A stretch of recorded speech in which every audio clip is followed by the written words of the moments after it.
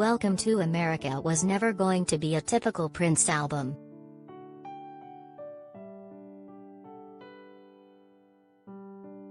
Recorded in 2010 at his famed Paisley Park studio in Minnesota, the project enlisted hotshot bassist Tal Wilkenfeld and drummer Chris Coleman for a series of tracks inspired by 1970s jazz, soul and funk.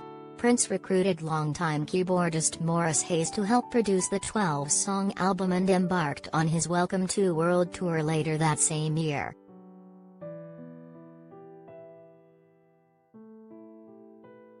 But the effort was mysteriously scrapped just before release. Even a decade later, those who worked on the album, which will finally be released Friday, still don't totally understand why.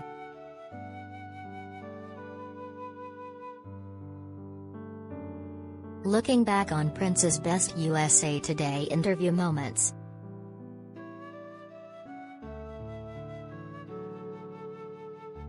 That was a surprise to me, Hayes says. If he had to guess, Prince might vexed it because not all of the album's collaborators, including Wilkenfeld, were able to join him on the road.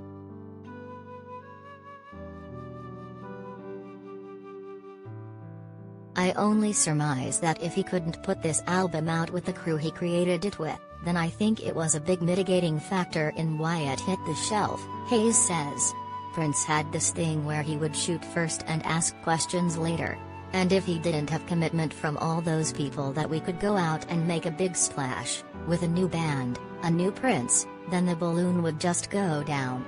If all those things weren't aligned, that would cause that music to go in the vault.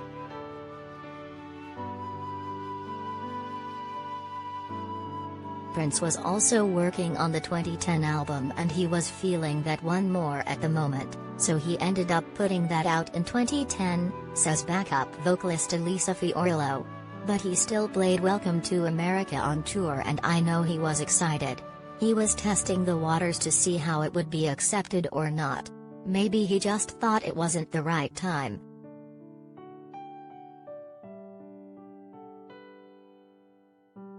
The late musician, who died of an accidental fentanyl overdose in 2016 at age 57, grapples with racial injustice and political division on Welcome to America. He also probes how the internet and technology hinder human connection.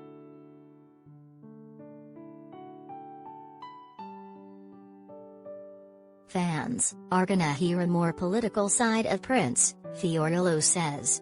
He was very concerned with how people were treated and making the world a better place. There's some light stuff on the album, but I think they'll appreciate the sincerity and realness of what he had to say.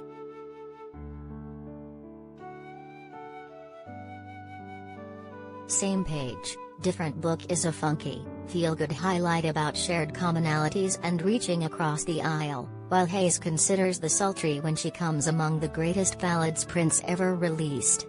The Sonny Born to Die is his attempt at emulating R&B icon Curtis Mayfield. Dr. Cornel West once unfavorably compared the two artists, saying Prince is no Curtis.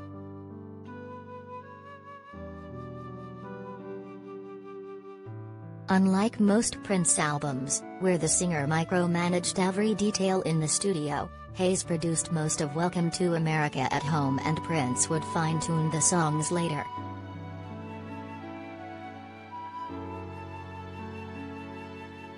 When Hayes brought him Born to Die, he just grabbed me by the shoulders and said, "You're Duke Ellington. Maurice, this is great." Hayes recalls. Prince wasn't over the top with accolades. He was really cautious that if you buttered people up, it'd give them big head syndrome. But that was the most I ever experienced of him going over the top, shaking me and hugging me.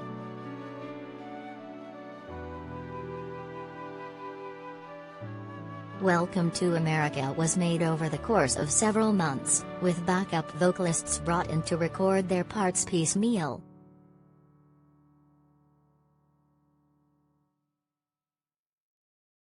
It was a process, Fiorillo says. We didn't know what was gonna happen to it. We didn't know if we'd ever hear it again. He had a tendency to write constantly and you never knew what he was gonna do with it. He just told us what to sing and we sang it. We had no clue about the lyrics, either. It was thrown at us so quickly that we never got to dive into what we were actually singing. Now listening back to it, it's like, wow, how ahead of his time. He could always see into the future.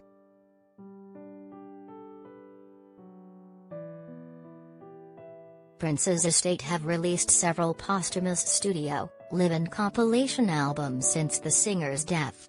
Given his wealth of unreleased music, Hayes says Prince always understood those songs would see the light of day at some point.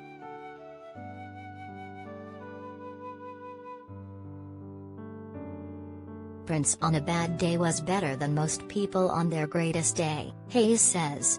Many years ago, I remember Prince played me some songs from the Purple Rain era. He said, you know, Purple Rain was the be real.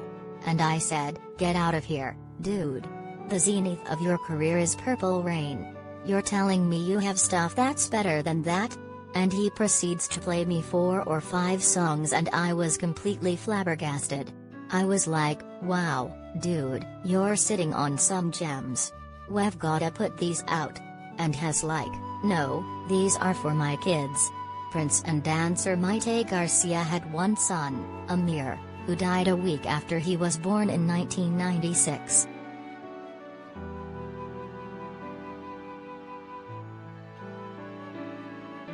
Hayes says that was the only time he heard those hidden masterpieces.